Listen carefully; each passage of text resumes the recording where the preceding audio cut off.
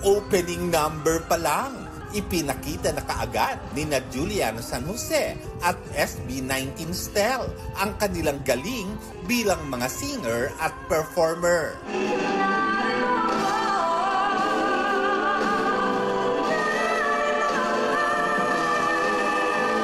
Sold out ang dalawang gabing concert ni na Julian at Stel na ang ating tinig.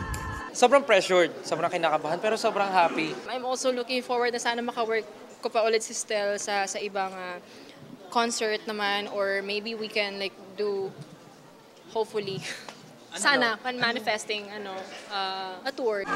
Hindi raw makapili ng paboritong segment ng concert sina Julia at Stel dahil sila ang pumili ng lahat ng kanta nila.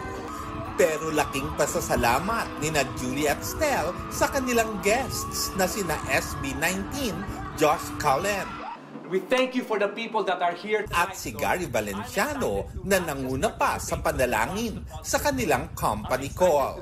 There are many artists now, but these two are perfect representations of what the industry is today. You have SB19 and Julian San Jose. I'm like, wow. You know, so and they work really well together. The news coach. Sa unang gabi ng concert, ipinakilala ni na Julian at Stel si SB19 Pablo bilang coach ng The Voice Kids.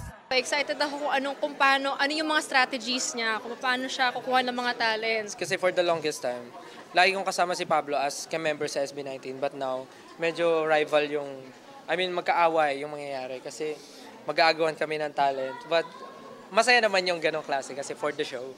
Bukod sa The Voice Kids, may kanya-kanya ring pagkakaabalahan sina Julian at Stel.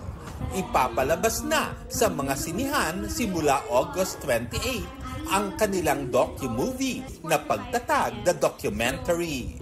Si Julie naman may special participation sa pinag-uusapang period family drama sa Philippine Primetime, ang Pulang Araw, bilang ang vaudeville superstar na si Katie De La Cruz. I'm just very honored to be part of such a wonderful piece because, syempre, napakalaking bagay na malaman ng mga tao ang history ng Pilipinas, especially during the Japanese era.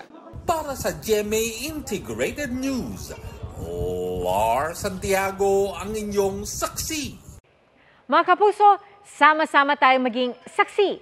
Mag-subscribe sa GMA Integrated News sa YouTube at para sa mga kapuso abroad, samahan niyo kami sa GMA Pinoy TV at sa www.gmanews.tv.